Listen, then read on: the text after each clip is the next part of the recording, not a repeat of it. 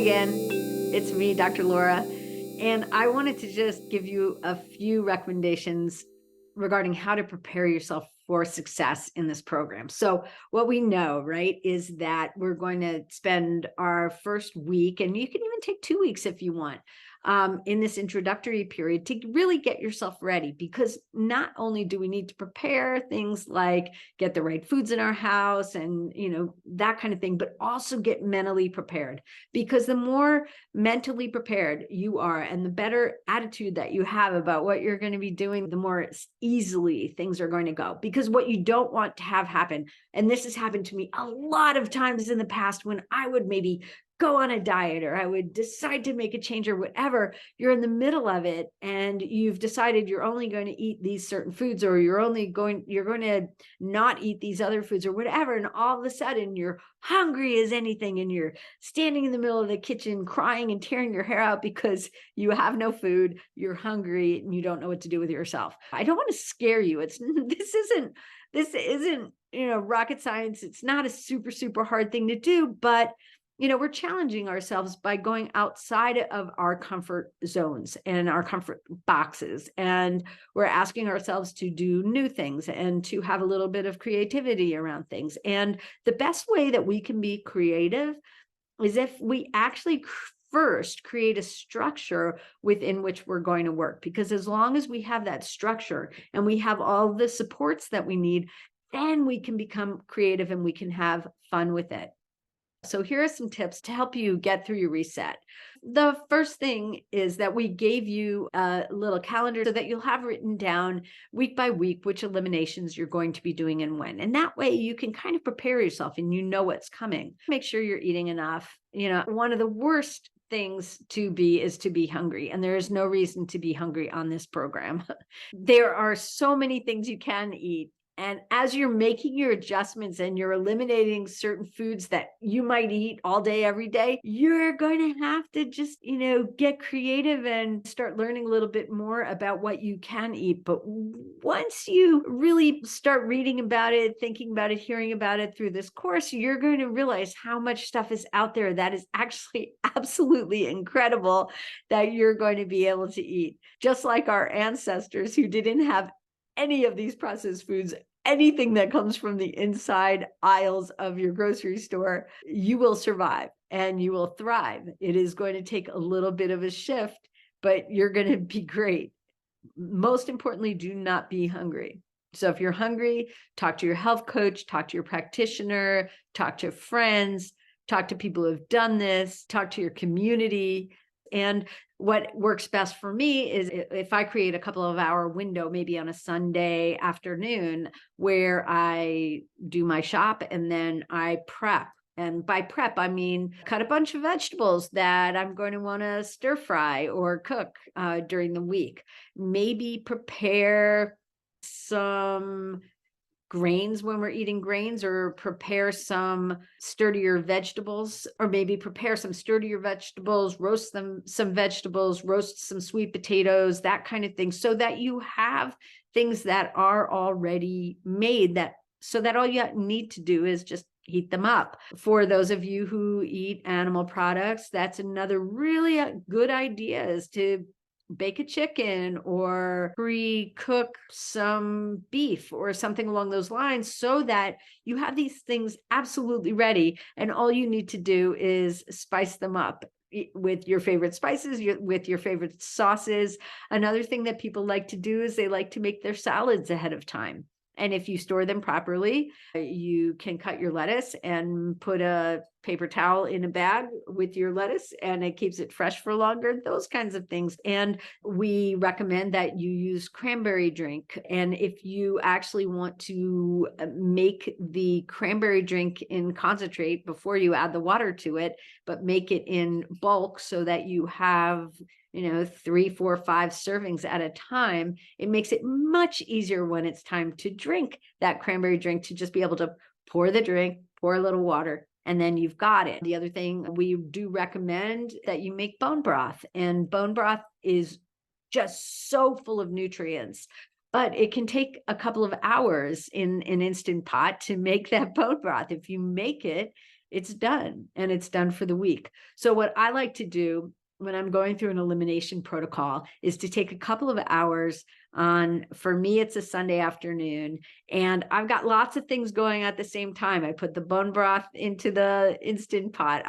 I'm cutting my vegetables. I'm cooking my animal products, and I'm maybe making a couple of sauces that are going to last me, either pesto or chimichurri or some fun kind of Thai sauce or something like that, that are going to be just really fun to have during the week. And then I will often put a pan of vegetables into the oven to roast. I kind of have my whole kitchen going at the same time, but that means that in a couple of hours, I've got a refrigerator stocked with everything I'm going to need for the next few days. Another thing is you want to make sure you drink enough water. Water helps with everything. It helps get the nutrients to where they need to go.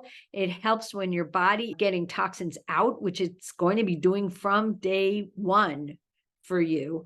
So you want to drink enough water. You want to drink half of your body weight in ounces. So let's say that your body weight is 160. You want to make sure you're drinking 80 ounces of water per day or fluids per day. If you are 100 pounds, you want to drink at least 50. Now, when we're talking about fluids, we're talking about fluids that are not osmotically very heavy or diuretics. So we are not talking about caffeine drinks. We're not talking about things like shakes that are heavily thickened with lots of other stuff.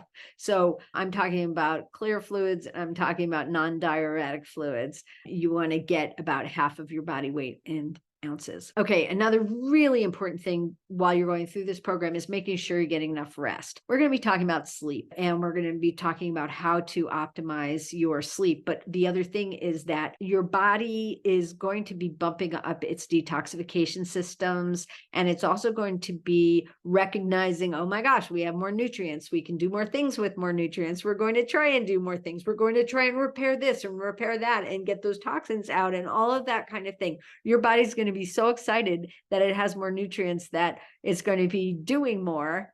Just like kids get tired when their bodies are having a little bit of growth spurt, your body might get a little bit more tired, may need a little bit more rest while you're going through your proverbial growth spurt, replenishing and having your cells jump into action a little bit more. So you may require a little bit more napping, or you may require a little bit more sleep. And this may go on for a little bit. So just be aware and really try and give your body what it needs.